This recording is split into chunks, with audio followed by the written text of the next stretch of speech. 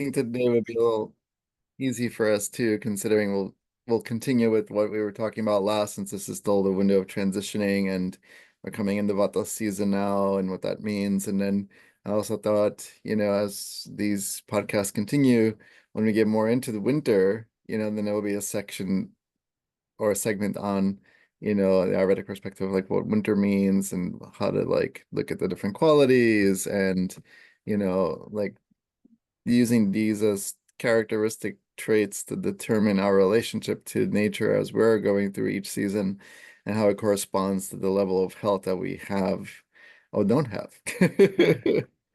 And Yes. so as always, um, you know, I will reference the Samhitas, which is the original collective wisdom in these primary Ayurvedic medical texts of India.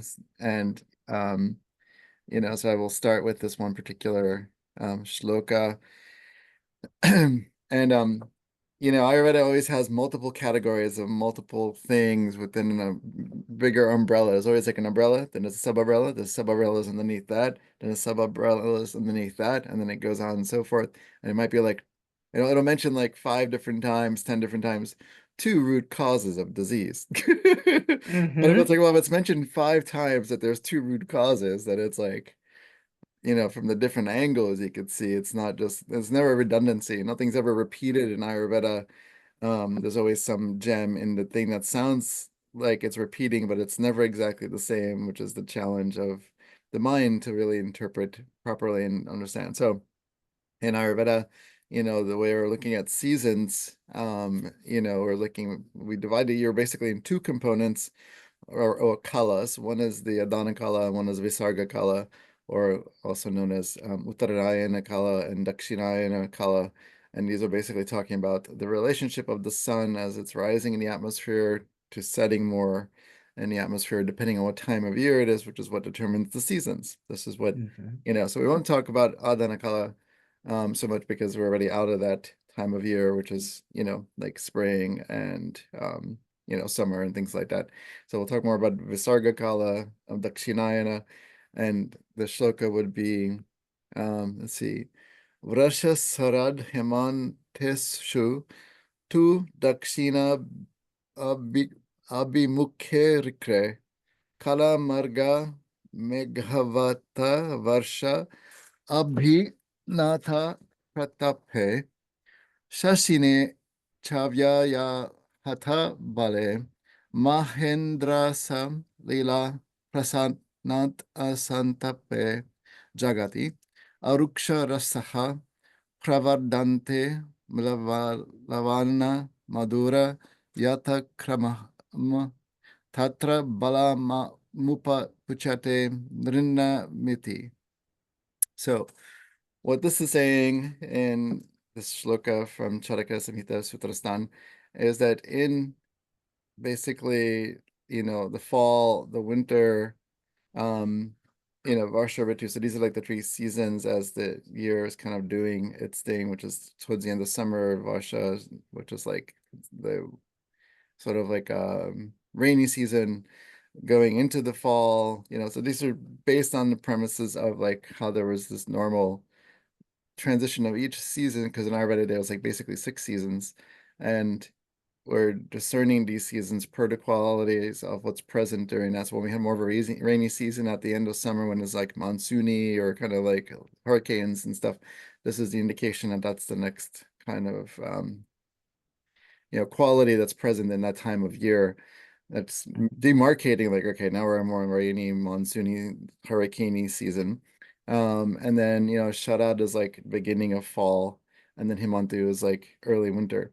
And so it says in Varsha, Sharad, Himantu, which is like rainy season, um, fall, and like early winter, the sun is situated in southwards position, and its heat slackens due to the effect of time, its position with respect to the earth, clouds, wind, and rain. The power of the moon is predominant. Rainwater diminishes the heating effect of nature.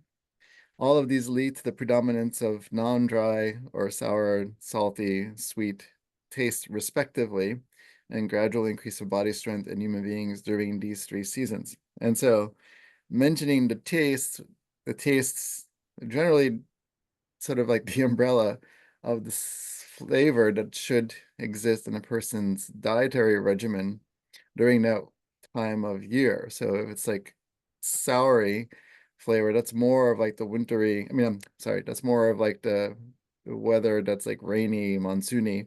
Sour taste should be more predominant to support like the homeostasis of digestive strength. Salty is more of vata pacification, so that as we go into the transition of fall, that's the beginning of Vata season. So we put some more foods that have salt in it. And Madhura, which is sweet, which is like now it's winter. We have more sweet, savory foods, which tends to correspond with the holidays where we're having like all these butternut squashes and pumpkin pies and apple pies and sweet potato pie. These are all pacification for the season. And these are always general scopes of consideration. There's always the microscopic consideration per person's constitution, person's individualized dosha, where they're at in life, etc. So it's not just like, oh, every single person during this time of year must have this particular taste. Mm-hmm. Because if a kapha predominant person is transitioning throughout the season, they'll at least likely have much of an issue that they'll need to increase more salt. And if they increase more salt, they will become more kapha. So it's like, this is why Ayurvedic wisdom is like really knowing, because this is chemistry we're playing with. This is physiology. This is doshic management, which is physiologically manifested in the body. And so these are the things that have to use the proper discernment. So in seeing an Ayurvedic doctor or clinician, we can say like, yeah, these are the things you put in place. Maybe you need a little bit more of the drier foods versus like the more unctuous foods because that will increase more kapha. But if you're more vata predominant kind of person in your physiology, then you would put the salt, you would put the sweet, you would put the sour. Like these are the ways that we refine in the diet. Um, and some practices in the lifestyle that exercise will give you sweet experiences or more sour experiences or more salty experiences like going to the gym could be salty and sort of sour. Mm-hmm. You're like churning and causing this dryness and friction. Like, so we look at qualities in so many different respects in Ayurveda.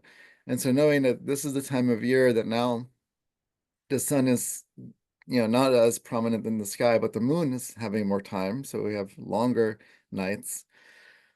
Our strength is returned to us because now we're not being depleted during the summery months where the sun is prominent, and we can get the excitation, the inspiration, the sense of like enthusiasm that the sun provides because heat is expansive, sun is expansive, just the visual cue of the sun, people feel good.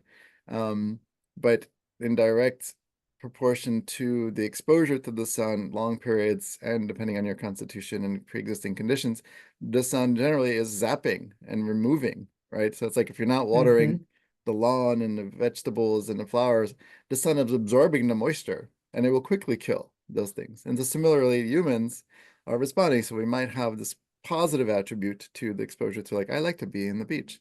The negative aspect is like the sun is depleting you and it's causing certain level of harm.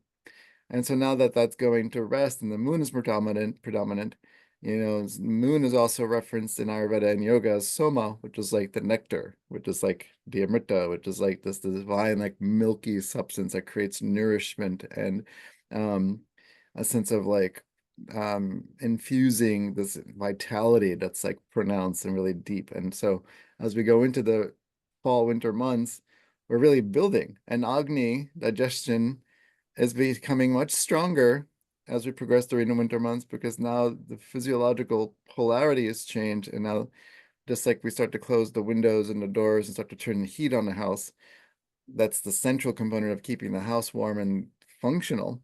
The Mm-hmm. digestive system is now having the reversal of the direction of that physics going towards the stomach and igniting the stomach. The appetite will increase, which is why we can have increased proteins, increased fats, and these luxurious foods that are like root vegetables that are easier to digest. If you're eating pumpkin squash or any of these things in the summertime, one, you don't really want to cook or bake these things because it's already too hot and depleting and heavy. And two, externally, just cooking in the environment is going to be too much. Nobody wants to. So you're cooking yourself and you're depleting yourself. But now the stomach's like, yeah, give me that heavier food. Give me more of like that muscle tissue. Give me more of that root vegetable and give me more of the drizzle of oil. And because now the stomach is saying, yes, I can handle this. And so when we don't honor the transition of the season, when we don't follow the cues of nature telling us, like, ah, this is how we prepare. It's warmer during the day, so maybe you don't need to wear a sweatshirt. But at nighttime, when the temperature goes from 84 to like 52, Hmm. that's a 30-degree difference. And so people are acting as if it's still summer. This is the best time people get sick. Because if you're still acting like, oh, I'm going to go outside with shorts and a t-shirt and all these things, the air quality is changed, which means that the elements will be afflicting, and inflicting more easily because we're starting to shed the skin to get ready for the winter coat. And so in that Yes. window, going outside and getting exposure to a little bit of a breeze that goes into the back of the neck or into like certain various points of the body, that's the entry point in which this wind can go into the system, and then Vata can manifest itself more rampantly during its own season. Each season will provoke the negative quality of that season if there's already a disequilibrium of that particular doshic material in the body. So as we're transitioning into the season, seasonal cleansing is of the utmost importance pretty much for everyone in any age, but especially between the ages of 12 and 60 to 80. Doing the right things that are aligned with the seasonal cycle, getting inward and like, putting on shoes and socks and doing daily self-oil massage and drinking warmer water or hotter water or things like that. Not jumping into like cold ice beverages, having ice cream all over the place and all these things because it's contraindicated. You're inviting that quality of that element into the system and its opposite time Yes. more extremely. And then this disruption in the digestive mechanism is usually, in most cases, the internal, you know, cause of disease. And it's the smallest little thing that we overlook, that we don't pay attention to. We're wondering why we have sniffly nose and congestion, and we're feeling lower energy, and then we're feeling more tired. And these are all things that started because the ball started rolling in the smallest places, which is not eating at the right time, not eating the right amount at the right time, not eating the right food at the right amount at the right time, during the right time of day, during the right time of year, during the right time of lifestyle. If you're eating large portions, but you have a sedentary lifestyle, that's contraindicated. And in Yes. Ayurveda, we say it's better to eat on the lighter side of things than heavier side of things because it's much easier to manage digestively on all the different levels of the tissues and organs and systems than it is to eat heavy, you know? And lighter doesn't Hmm. imply, yeah, I don't know, I was hungry for lunch, but I made a smoothie or I had a power bar instead. That's nonsense. And it's nonsense because it makes no sense. Even though to the person it might make sense because they're like, well, I needed to eat something and on the go. That mentality, like I needed to eat something, means there's nothing planned properly. And on the go is also inappropriate because if you're eating on the go, you're not digesting because digestion happens in the present moment. It doesn't happen as you're fleeing into the car, into the bus, into the train, and eating, standing, and doing all these things. The body's doing one thing at a time. And we talked about this in other talks that the body really is doing one thing at a time. The faster you make it do one thing at a time, the higher the level of um, Stress. ayasa, which is stress. Hmm. So Ayasa. how much do you want to keep stressing the body until it breaks? Then you wonder, why did I get sick? I have no time to Yes. do this. I have no time to that. Well, if you don't make time to stay healthy, sickness will make time for you to be sick. That is the quote of this episode. Yeah, if you don't make time to be healthy, sickness will make time for you to be sick. Did I say that right? Yep. Yeah, that, as you were talking about time, and like what is the right time and our alignment with time, which is an ongoing um fixation focus of mine around all things in my health. And I think especially as I have been aware of how my brain relates to time, which can't see time, right? Hmm.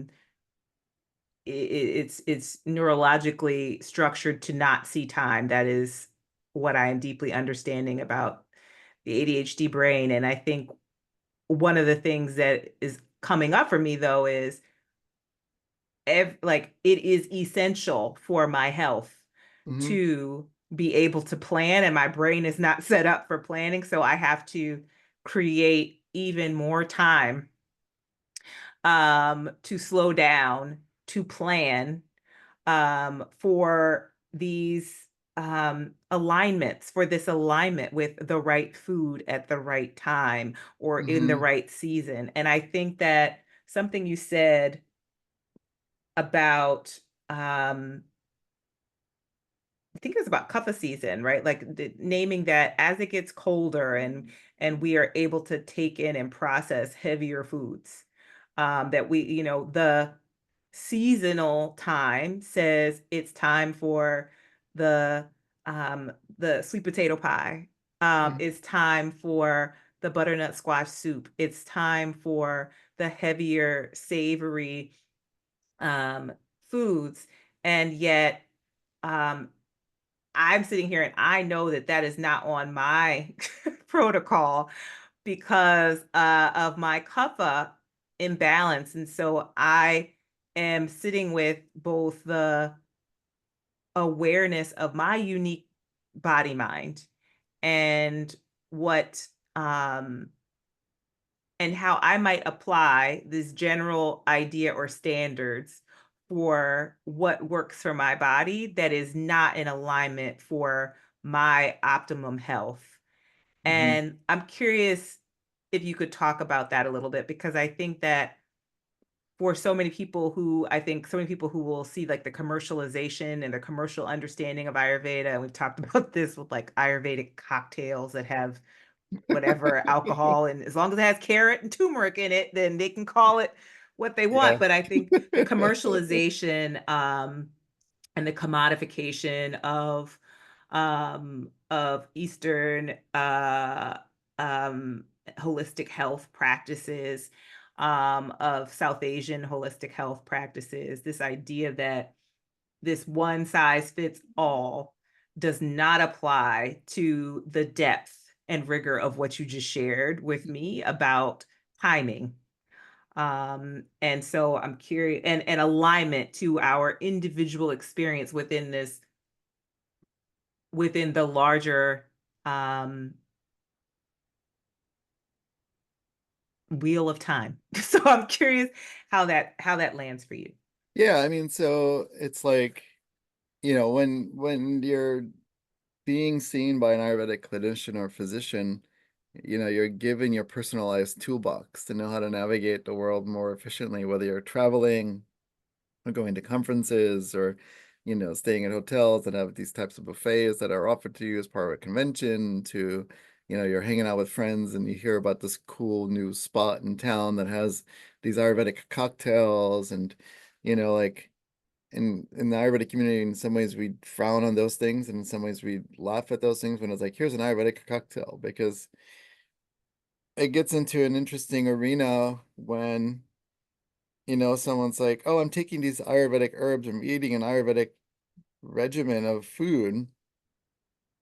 That's that's sort of like the bling word that's like implying something. It happens to be misused or misunderstood often because when you're saying in a correct sense, oh, this is an Ayurvedic meal, or this is an Ayurvedic beverage, or this is an Ayurvedic lifestyle, it's implying that there's been a certain level of intelligence, logic, and scrutiny over a high volume of information that created this refinement in this protocol that's individualized to you to know how it applies to you in the state of the world in the three-dimensional model of this compendium of this elements of the planet. And so it's like a lot of different levels. And, because if you're using that sense of intelligence and guidance and supervision, then it'll sort of deflate this whole like, oh, I'm doing this Ayurvedic lifestyle to a more intelligent, like the reason why it's Ayurvedic is because it's been assessed through this lens of Ayurveda to understand what works and what doesn't work about it, right? So when someone says, oh, I'm taking these Ayurvedic herbs, and it might be like comfrey and palo santo and kava kava, these aren't what is implied when someone says these are Ayurvedic herbs. and or they might be Ayurvedic herbs. Maybe we'll do something a little bit simple. Shatavari, Triphala, and Ashwagandha. Oh, I'm taking these Ayurvedic herbs. Well, they're Ayurvedic herbs because in India there is Shatavari, there is Ashwagandha, there's Triphala, and it is understood according to Ayurveda its pharmacological actions. To imply that does not exclude like something like comfrey, kava kava, and palo santo, um, because those might come from more like South American tradition. And but when Ayurveda analyzes the information of each herb according to its sort of speculum of analysis, now it makes it Ayurvedically correct because it's understood according to Ayurvedic pharmacological actions what works, where does it work, how does it work, when does it do this, when does it not do this. That's what we're really saying. So if you're going to a restaurant, they're serving an Ayurvedic cocktail, the formula might not be the best, but from an Ayurvedic clinical perspective, we will assess and go, okay, so there's turmeric in here, there's pomegranate in here, there's cardamom in here, and it's mixed with bourbon, gin, rum, vodka, whatever the base might be. My mind will go into like looking at each individual constituent and also see how they combine together to create a new substance, how that will affect the person in their physiology. Mm-hmm. So it takes away from like, oh, I'm doing an Ayurvedic cocktail because the wrong person might not get the proper benefits from it. They might actually get some harm from it, right? But if Mm-hmm. you're a particular person and I say, yeah, you can have some tequila once in a while, and if there happens to be this turmeric, then you're going to have this amplified effect of dryness or this amplified effect of heat, or like it's understanding how it's going to act pharmacologically with regard to and in relationship to your physiology. And so that's sort of like what happens in an Ayurvedic doctor's mind or an Ayurvedic practitioner's mind of like each detail is like looked at to see how is this going to affect cause and effect and never just throw something together, Mm-hmm. right?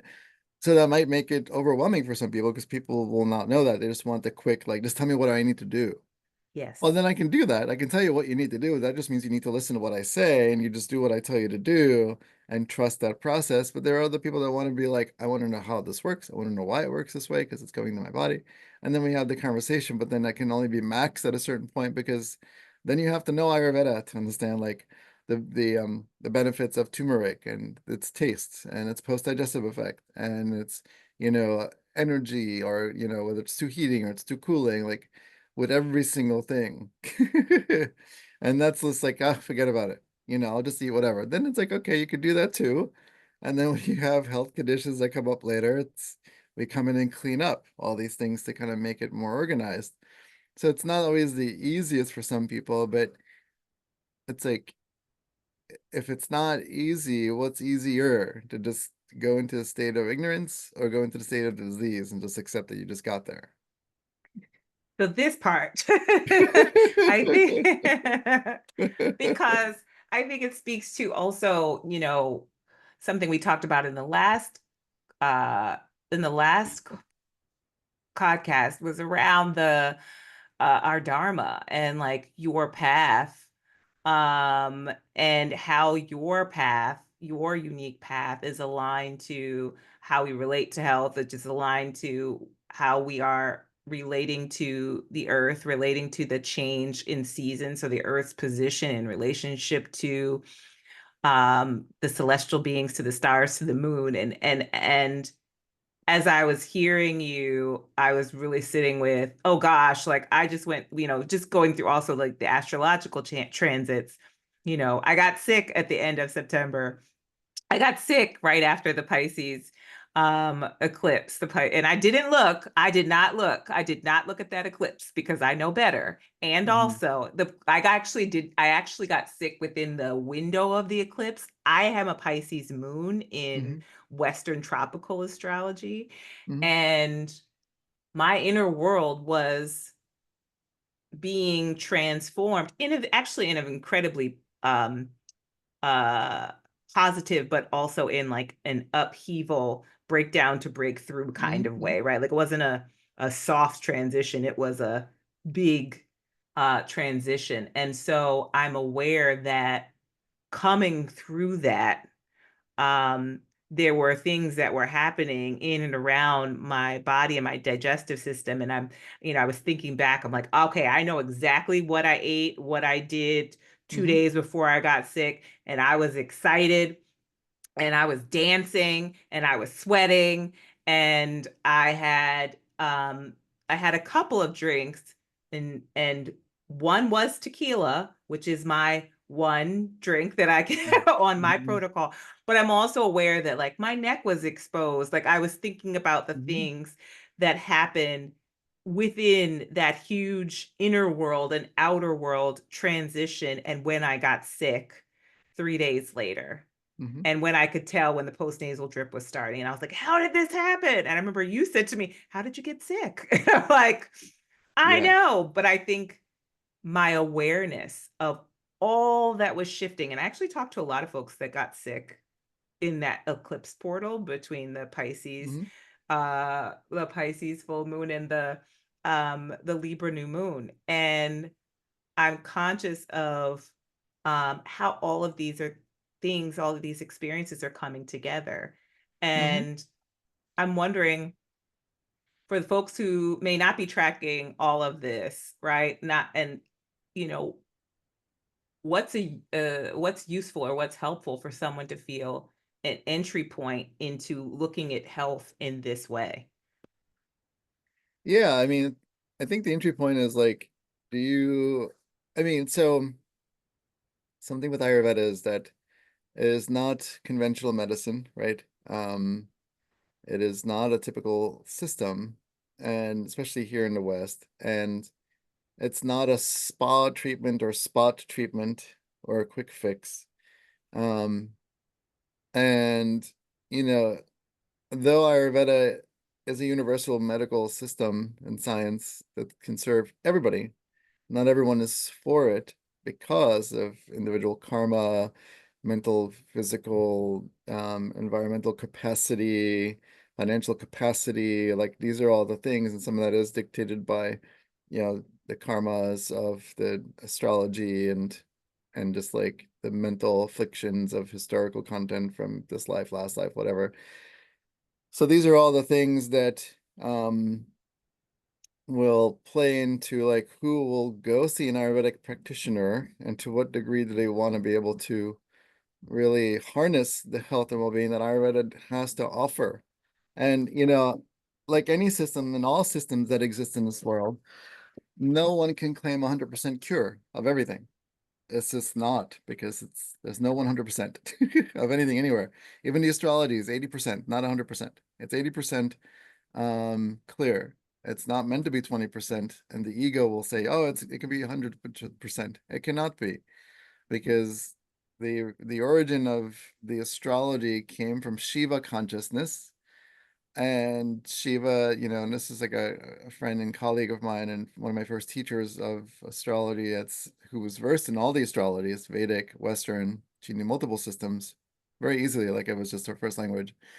And she's like, Shiva's curse determines that only 80% can be seen in the chart. The other 20% is still free will, no matter Mm-hmm. what.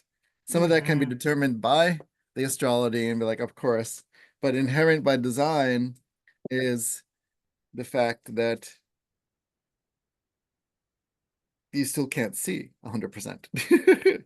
So all these things determines when a person reaches out and says, Ayurveda, this is the oldest system of holistic medicine as a scientific body of medicine in the world that's established with volumes of like ongoing research that's been happening for millennia, addressing all conditions. And not everyone is for it. And it's like, what are you signing up for? Because we're trained in the West. Oh, I have this diagnosis, so I'm going to go see a holistic person with this diagnosis. And the common question that I get every year throughout the year when someone reaches out to me like, oh, I have these two diseases. Can you treat them? I'm like, well, I don't treat them. I treat the person and try to understand what is it about the person that got this disease, not what kind of Mm-hmm. disease does this person have. because it goes back to the fundamentals of the doshas, the elements, the qualities, the gunas, etc., that creates this formulation of like health or ill health, and why this person will or will not get certain things. And this will factor in also Vedic astrology or any kind of astrology that will support this, because it's a bigger picture. And it's not about the disease label as it is about what brought the label to exist. And, so the entry point is anyone can come in with anything. So people can come in and say, like, well, I don't really have anything major. Um, so what do we do? And so it's like, Charaka's primary definition of Ayurveda is to preserve the health of the healthy and cure the sickness of the sick. So if you're coming in with issues, Charaka says, yeah, okay, well, we'll work on doing as much of this as possible. And if you don't have anything, well, let's put things in place to make sure you don't get anything. So Hmm. we can work from all angles. And whatever a person has, we can deal with regardless of what age. That's the greatness about Ayurveda, is that it's not attached to any particular age. It will address all ages. It's pre, preconception, post-conception, pre-mortem, post-mortem. All of this is addressed in Ayurvedic science. All of it, everything. And so when a person's ready to come in, it's understanding that they have to separate from what they understand Western medicine is and not apply what they know of Western medicine onto Ayurveda, because it's a very different form. Eastern Hmm. medicine is, in general, whether it's Chinese medicine, Ayurvedic medicine, Egyptian medicine, Greek medicine, Tibetan medicine, tribal medicine from Africa. Once you leave the Western model, you're entering into the portal of the Eastern concepts, which are much bigger.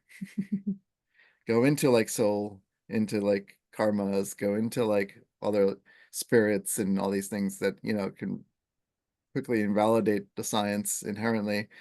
But, if we look back, current medicine came from all these things. And the lack of that wisdom that's been around for millennia is one of the places where there's a deficit in current system of medicine that's conventional, because it doesn't Yes. account for these things. I remember um, many years ago when I was in my pre-med class in chemistry, I was having this kind of conversation with my chemistry professor, which I love. He's great. We would have these deeper conversations, comparing science to science. And he was like, yeah, I don't know about that Eastern system. I'm like, I know. That's fine. Like Eastern medicine understands Western medicine. Western medicine doesn't understand Eastern medicine. Right. So, we stood at like a stalemate, and then one day class was scheduled, but then it got canceled. So a lot of the students showed up and were like, where is the professor? And he was in his office. He couldn't teach that day because he was shaken up that I went in because I was curious. I'm like, what's shaking you up? Because I was guided. My nosiness and my scientific side was like, cause and effect. What happened here? Why are you teaching class? And he's like, well, I was on Roosevelt Boulevard coming from Northeast because that's where he lives. And he said he was at the traffic light. And just as the traffic light turned green on his end, you know, he, for some reason, doesn't know what, paused. And in that pause, a car ran the red light, hit into a car that hit into a bus that hit into like the bus stop. Right, like literally, like if he had gone green, he would have been one of the cars hit. Yes. So I said, so from your scientific perspective, what caused that pause?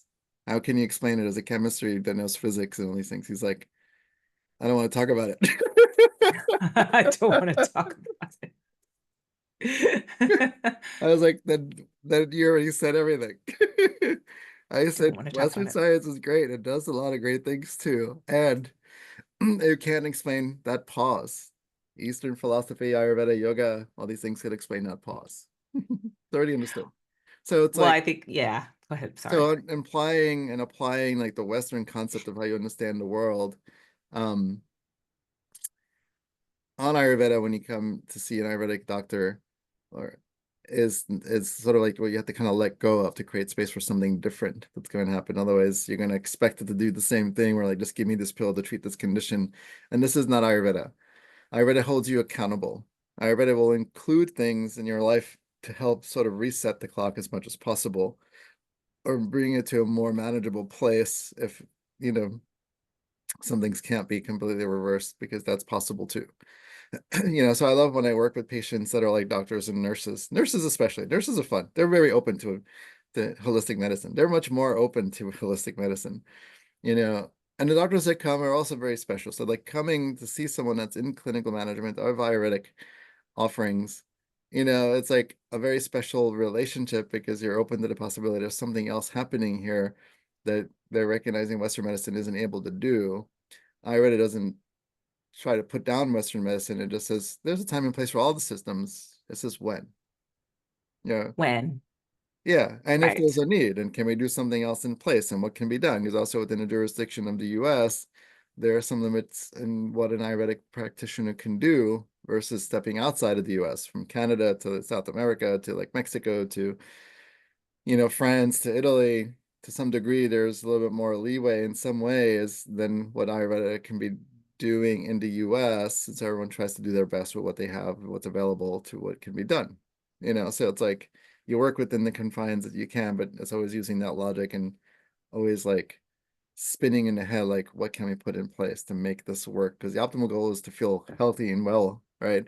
So, Well, I think that's to your point, the Western medical model is not designed for health and wellness, right? It's designed for medication or acute um, trauma, right? It's for those kinds yeah. of like extreme experiences. And so I'm curious, um, especially as we were talking about your Dharma, like it was making me think about the ways in which um, our health is on a spiritual path and the fracturing or the duality that was created within colonial fragmentation when Western medicine was coming into form alongside of the split between science and religion, or science and spirituality. And so there is a reclamation that I think, for especially for the bodies that have, like for my body, right? For the bodies that have internalized survival in the West and internalized the definition of health in America, with that is about, selling drugs. It is about, providing medication, not medicine, medication, and a quick fix. And so when I like, not to oversimplify it, but I think this is helpful for me as I think about my own health and wellness journey, which is an intergenerational journey, which is a journey of remembering, the spiritual intelligence that my people, my ancestors, my family, my lineage have carried to support health when there wasn't access to health care, or to make medicine from what was growing in the backyard at the season, at the time that we were living in, right? Eating seasonal food. And when I think about when I came to you, Mhm. and on my soul path, on my journey, I started seeing you 2 weeks. Was it even a full 2 weeks? I think a week before I got COVID. Yeah. And right, like we had our intake session, and then a week later, I saw you. And a doctor did not respond to me when I had, like, my Ah, primary care physician did not even respond to me when I said, "Hey, I have COVID. What do I do?" yeah. And that was in the height of the Omicron Yeah. strain. Like everybody was sick. And then I had long COVID. And this is also when I got diagnosed with ADHD and started to understand my brain because of all the comorbid symptoms that were coming in Hmm. and interacting with each other. And I can't imagine navigating that experience in my life, or that series of experiences that extended far beyond the 10 days that went over almost a year, or at Hmm. least the remainder of that year, without being on like in this journey with you and through the lens of Ayurveda. And you had me doing stuff I didn't even understand why I was doing what I was doing. And I was mixing herbs, and everybody in my family was like, "What is Aaron doing?" And I was like, "Don't worry about it. I know what I'm doing." Like, and it looked like I had a chemistry set everywhere I was with my herbs and with all the things. And at the specific time that I had to eat, like everything had a purpose and a time and was aligned with my body's needs for this particular disease. And then new symptoms would come up, and then you would say, "All right, well, okay, let me hear more about the symptoms. Let me hear, and when did it start, and how is it interacting with this?" That for me was a part of a soul journey that superseded how I had treated my health in the past, which was, Hmm. yep, I get a medicine, or, oh, when I had chronic sinusitis my whole life, like I've had chronic illness and disease and pain my whole life, Hmm. unexplainable. Like, where does this even come from? When I was in 11th grade, I suddenly had a platelet disorder, like, Hmm. and right, like out of nowhere. But it wasn't out of nowhere, right? But that's what it seemed like for a 17-year-old to suddenly have like less than 10,000 platelets when you're supposed to have like 100 to 400,000 out of nowhere. And so when I had chronic sinusitis and got so bad that I was sick every 3 weeks, my ear, nose, and throat doctor says, "We're going to do a surgery and we're going to put balloons in your nose, and suddenly that's going to stop." And so the way that I related to my health up until that point was very much like, I put out fires. I put out Hmm. fires. I put out fires. And that's that. There was a transformational experience that I know was part of a larger soul path to healing in me Hmm. finding you at the exact time when I did, and Hmm. then beginning this journey at that time. Can you speak to that? And I don't know if that's unique I'm certain it's not unique to me, but just in your experience with folks who are coming to you. Yeah, I mean, I don't know, maybe in some ways I could say it's as simple, but not simple as why did the chemistry professor pause at the green light, right? What made him pause? Just like, when people find me, they're like, oh, I remember your website from like 3 years ago, and now I decided to reach out. It's like there's something on the inner plane that's working that is guiding all of us in some way. And so can we slow down enough to see that there is that internal, inherent, permanent until we die, um, compass, right? Or GPS system. And understanding that, when it's time, it's time. And that's when we show up, and for whatever it is in whatever capacity. And so there's always that as like the baseline for like when it's time, whether I heard about you from my friend 3 years ago to I came to this health crisis and now I just Googled and you happened to come up and I needed to start working with you right away. Like it's like all sorts of people come from all different angles, which is one of the first questions I ask when someone messages me. I'm like, how did you hear about me? Because that will always tell me like what's the beginning of your journey with this process, because it started even before you called me. And so then my job is sort of like one of my patients had mentioned to me during COVID. He walked in the door, and as he was leaving, he's like, "It's sort of like the Oracle from the Matrix that you enter into this space." And I'm like, short of making cookies, I give you spiritual cookies, that you cultivate on your own. It's part of my job and my pleasure and my dharma is to do this. This is my love and my passion.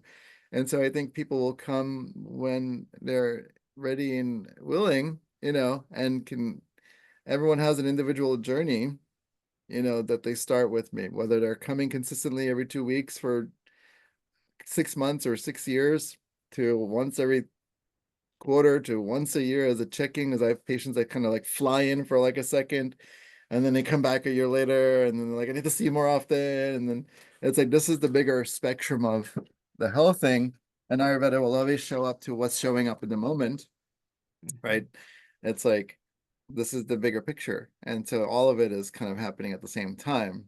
And is there an ideal? Yeah, I mean, I think there's an ideal, but what's real is what each individual person's capacity can reach in that moment in time. So if that means seeing me every 2 weeks or once a week or 5 times a week or once a year or like whatever you can do, like there's something in it because if you keep coming back, that's a good sign.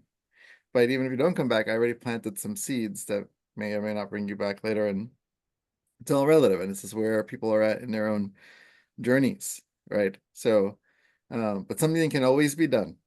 That's the great thing. Something can always be done no matter what stage someone is in and what capacity they're in. Something can always be done.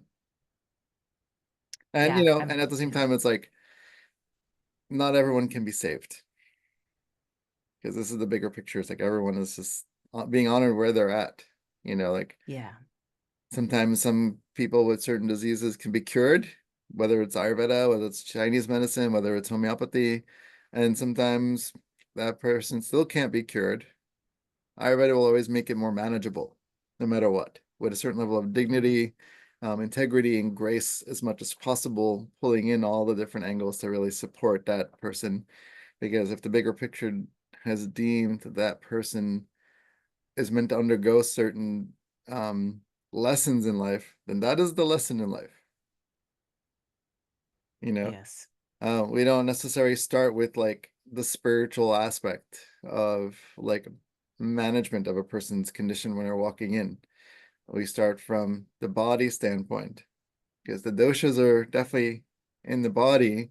And so Ayurvedic medicine is addressing the doshas. And then, I was shown a pyramid from one of my teachers many years ago. It was like the food pyramid, except it was like the Ayurvedic pyramid. It's like the bottom of the pyramid, closer to the base, the bigger end is the body. Then the midsection is the mind. So we're including that in like management.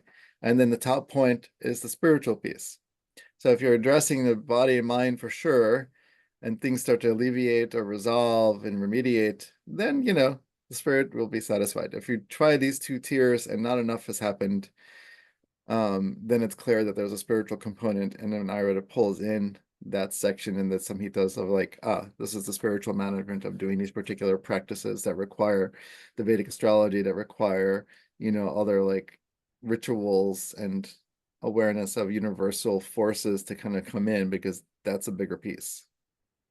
So it's always in that order. It's like body, mind, and spirit. mm-hmm, And they're all being worked at on some level because if I'm like wake up at a certain time and drink your hot water and then eat your meal at this time and you're following the circadian rhythm, we're just following the natural cycle of the earth. And so if you're we're coming full circle to like the ritus, the seasons and the transitions of the season, which is the Ritu Sandhi, and you're aligning with that, you're aligning with the force that the earth has had for millennia, not even millennia, millions of years. It's not even just thousands of years. Thousands of years to humans, because we're experiencing it for the first time in 150,000 years. But the animals, the animal kingdom, the plant kingdom, the rock kingdom, the mineral kingdom, water, it's been millions of years knowing that these are the cycles. The earth is rotating a certain way, the sun is revolving around a certain way, the moon is revolving. Like this is going on for millions of years before humans and will be after humans. And so there is a much bigger play here. So this little speck of dust, glitter as the human, we're part of this bigger picture. And it's understanding our relationship as part of it, not against it. It's the against it that causes more disease. And the more you oppose it, the more disease you get. That's all. and that I think is such a beautiful way of approaching health, right? It's our relationship with the natural cycles, right? Our body's natural cycles in relationship to the earth, to spirit. Mhm. And to your point, when we work against that, this is what we see. It's not Yeah. punishment. Um, I I'm curious. So we're in this seasonal transition, and we're um just in closing, I can't help but bring up both the analogy of the Force and Star Wars and also the Matrix. And yes, I do feel like I can bend spoons when I'm with you.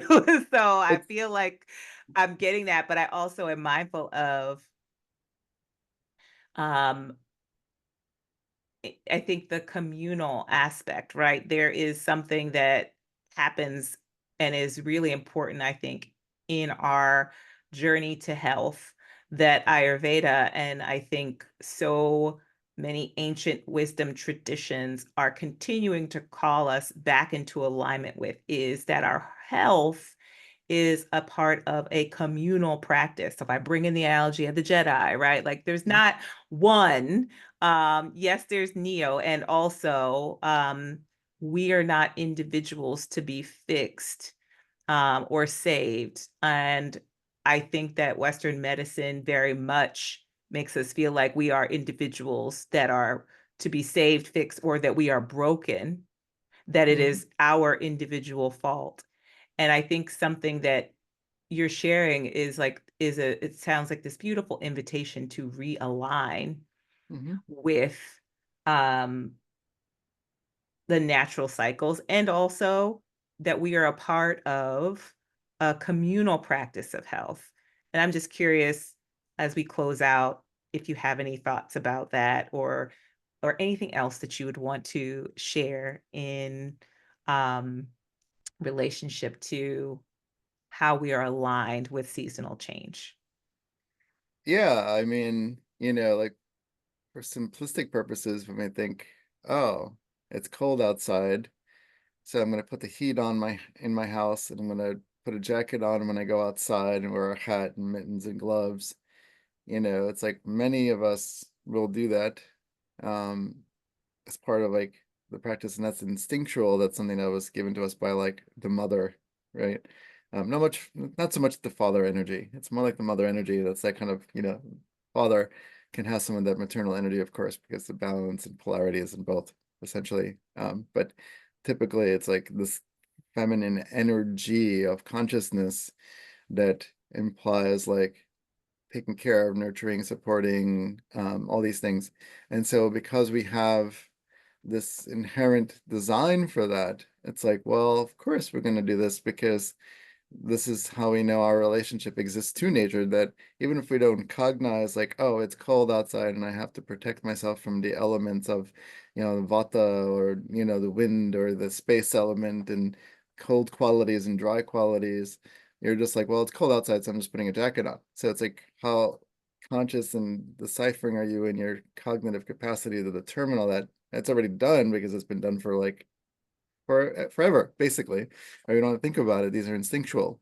Just like it's instinctual to know that for many people, when you go outside and it's more spring and the sun is increasing in the atmosphere and people are feeling more expanded and elated and more alive and less sad or depressed and getting sad, literally SAD, like there is this direct Seasonal relationship. Hmm? seasonal depression, Yeah, seasonal seasonal, affective yep, disorder. Yeah. affective disorder.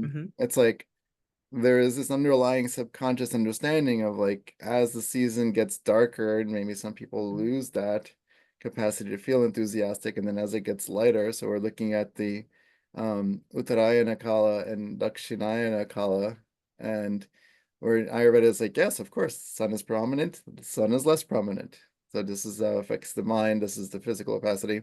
When, when it's more of a full moon, and we all kind of have this relationship in nature, knowing, oh yeah, the tides are a little higher, you know, or a little lower as there's less of a full moon.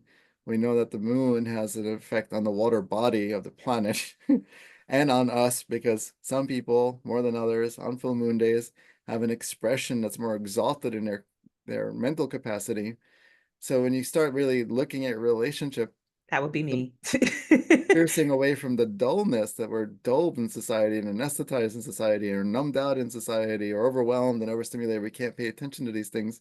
These things are still happening all around us. So as we slow down, you know, when we think about conventional medicine that is incorporating these segmented, diluted versions of like, oh, sleep studies, and listen to these sounds of nature on your iPhone or Android before bed so you can hear the sound of the simulated bird chirping.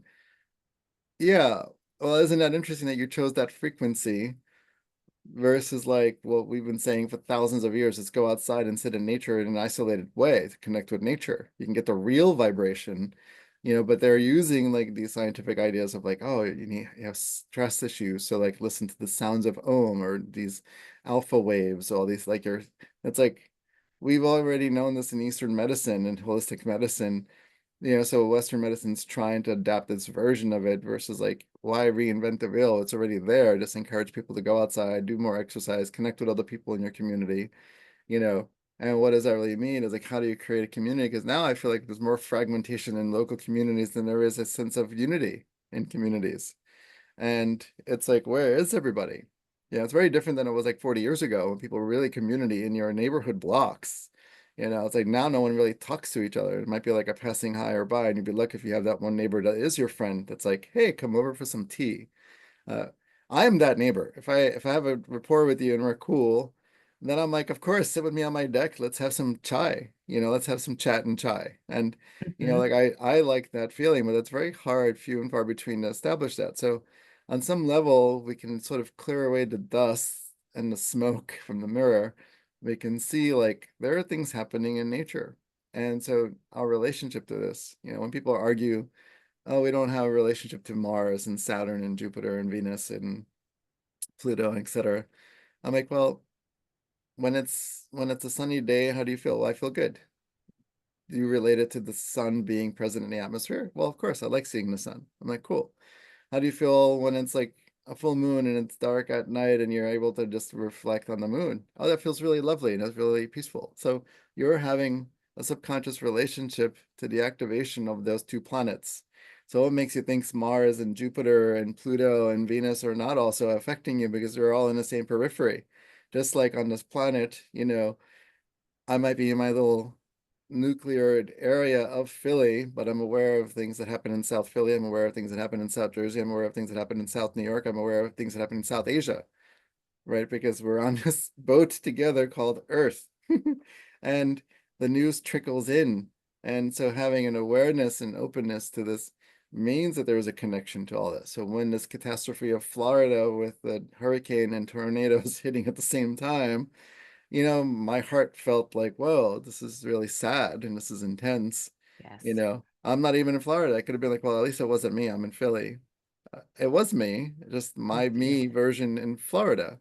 Because now people are displaced and don't have a car and don't have a house anymore and don't have food and don't have electricity and have contaminated water. And this is going to have significant health issues. And, practicing Ayurveda, if I meet someone in 3 years that comes and says, "Yeah, I was living in, St. Petersburg or Tampa in 2024," I would say, "Ah, there are some issues related to what you incurred there that's going to be in your health, your health belt, notch in your belt now."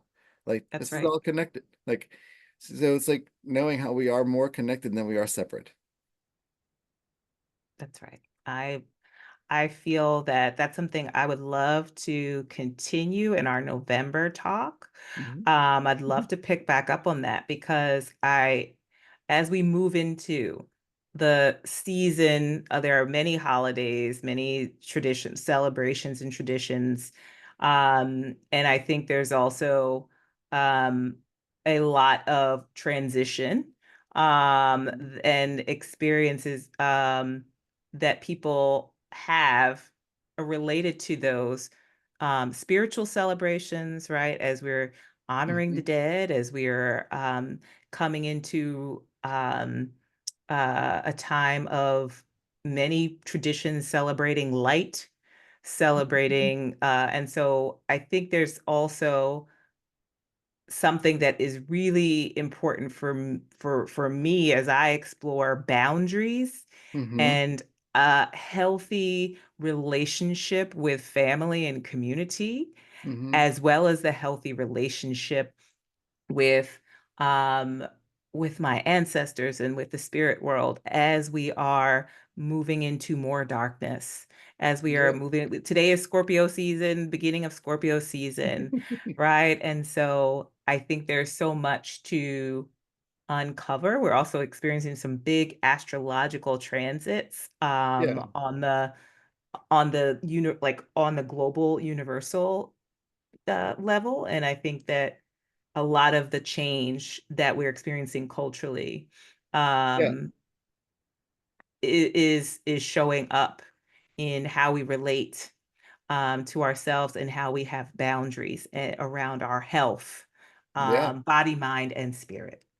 Yeah, we can definitely continue because in November it's going to be very juicy for a lot of different reasons. And then we can talk about, so stay tuned, whoever's listening, and hopefully you'll Yes, join next month where we can discuss how to avoid getting sick or sicker during the holidays and what can cause us to be sick during the holidays. And there's a lot of factors from the cultural to the holidays to the political climate to the emotional climate to the micro nuclear climates of your community, like all these things we can expound upon that in the next session. that's right. And I'm going to ask you if I can have sweet potato pie. So we'll come back to that. Yeah. And again, we're so always excited to be with Antonio Aragona. I call him Dr. A, Doctor of Ayurvedic Medicine. And we will continue our conversations on the Trust Your Gut podcast next month. Yeah. So you can check out Dr. A at stillpointayurveda.com. Yeah. And Anytime, we any place, anywhere. I do, Zoom call sessions, and so anywhere on the planet I can work with you. wonderful. Well, thank you, Dr. A. And Thank I you. hope that um, we will, no, we will come back and talk again in November. So I'm just gonna Yes. sign off the recording. Okay. And, or at least I thought I did.